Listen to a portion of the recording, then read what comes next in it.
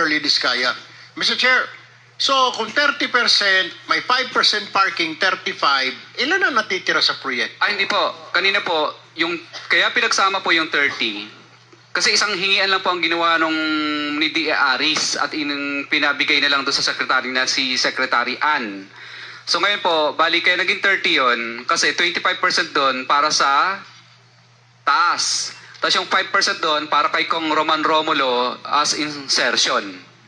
Yun lang?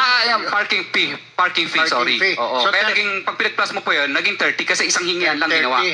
Wala na kayong nilalagyan pa na iba na binibigyan sa LGU maybe para pirmahan yung mga kung ano man yung kailangan pirmahan para matuloy yung proyekto? Sa LGU, kadalasan wala po. Wala na, walang pakialam doon. Magkano po ang kinikita nyo naman? Kung binigay nyo 30%, magkano po ang binabawas pa ninyo doon sa, for example, 100 million, 30% po yan, that's about 30 million. So may 70 pa. Magkano po yung, syempre, tatrabahuin nyo, magkano kailangan ang kikitain nyo pa dyan? Kadalasan po ang natitira na lang sa amin, minsan pag minalas-malas, lugi, kung sinuwerte, minsan 2%, 3%. Pag sinuwerte pa, 5%. Paano? 2%? 5%? 3 to 5% po, minsan ang natitira na lang. Minsan lugi pa. So 70, bawasan mo pa ng 5%, so 65%. Tama po ba?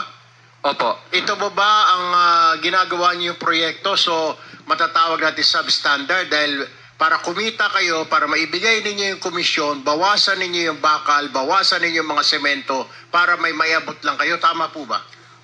Hindi po. Wala pong substandard. Tama pa rin. Kasi hindi po siya papasa sa testing ng DPWS pa rin. At ganoon din po, hindi po tatanggapin ng warranty ban. Hindi ako naniniwala na papasa sa DPWS. Kasabot na ho ninyo yung district engineer at saka regional director. Paano po? Pati yung COA, kasabot din ho ninyo.